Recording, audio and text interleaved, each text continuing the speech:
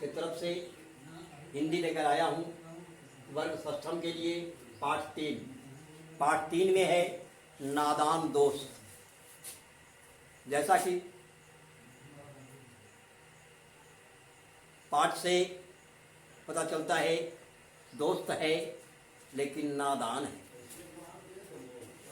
इसमें है केशव और श्यामा, 2 भाई बहन हैं। इनके घर में कॉर्निश पर एक चिड़िया ने अंडे दिए। केशव और श्यामा दोनों भाई बहन अपने में सवाल जवाब किया करते थे, कितने अंडे होंगे, कैसे खाते पीते होंगे, कौन खिलाता होगा, तरह तरह के प्रश्न इनके मन में उठते थे। लेकिन इनके प्रश्नों को जवाब देने वाला कोई न था। पिताजी को अपने काम से फुर्सत नहीं थी, माता को घर के काम करने से फुर्सत नहीं थी। इसलिए वे सब अपने में ही सवाल जवाब करके अपने मन को संतुष्ट कर लिया करते थे। एक दिन की बात है, केशव के मन में यह बात उठी कि बच्चे जब हो जाएंगे तो खाएंगे क्या। अभी तो यदि अंडे हैं तो अंडों पर धूप पड़ती होगी, इसे छाया कर देना चाहिए। तो इसके लिए उद्योग होने लगा। एक टोकरी लाया गया जिसमें घर का कूड़ा फेंका जाता था। उस टोकरी को एक छड़ी के सहारे खड़ा कर दिया गया। छड़ी के सहारे खड़ा करके एक मलिया रखा गया। मलिया को धो करके उसमें पानी रखा गया और कुछ दाना रखा गया। यह फिर रद्दी कपड़ा को कई तह बना करके गद्दा का रूप दिया गया और अंडों को उठाकर उसके नीचे बिछाया गया और उस पर अंडा रख दिया गया। इस बीच उसकी बहन श्यामा यह पूछती रही कि भैया अंडा मुझे दिखा दो, कैसे है, मैं देखना चाहती हूँ।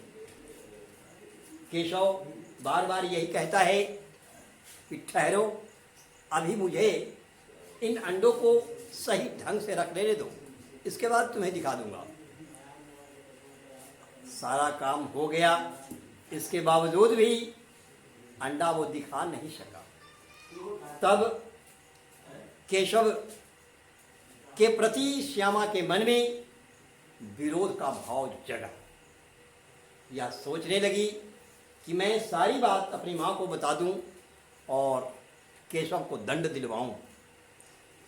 इसी बीच उसकी माँ जगी और बच्चों को बाहर देखा। कहने लगी, तुम लोग सोए नहीं, मैं तुम लोगों को सुलाना चाहती थी, सोने के लिए बोली थी, लेकिन तुम सोए नहीं। देखा वहाँ अंडे जो थे वे नीचे गिरे हुए थे और फूटा हुआ अंडों के फूटा हुआ लार जैसा कोई तरल पदार्थ धरती पर बिखरा हुआ। कहने लगी श्यामा कि भैया अंडे नीचे गिर चुके हैं और वो फूट गए, अंडे फूट गए हैं। इससे केशव को बहुत दुख हुआ। फिर उसकी माँ भी वहाँ आ गई। माँ ने कहा कि तुमने हत्यारी का काम किया है, तुमने अंडों को अपने हाथ से छुआ, वो अंडा ही गंदा हो गया। उस अंडे को चिड़िया कभी सेती नहीं। तुमने यह गलती की उसे छू करके अपने हाथ के स्पर्श से, तो तुम इसके पाप के भागी बनोगे। यह बात केशव के मन में कचोटता रहा। इसलिए उसने अंडों की सुरक्षा करने का प्रयास तो किया था, लेकिन उसे इस बात की जानकारी नहीं थी कि अंडों को छू देने से वे अंडे गंदे हो जाते हैं। इसलिए इस पाठ का नाम पड़ा है नादान दोस्त। काम तो दोस्ती का किया है, लेकिन चूंकि वो नादान है इसलिए दोस्ती करने के बजाय दुश्मनी बन गई। पाठ का जो शीर्षक है नादान दोस्त, सही है। धन्यवाद।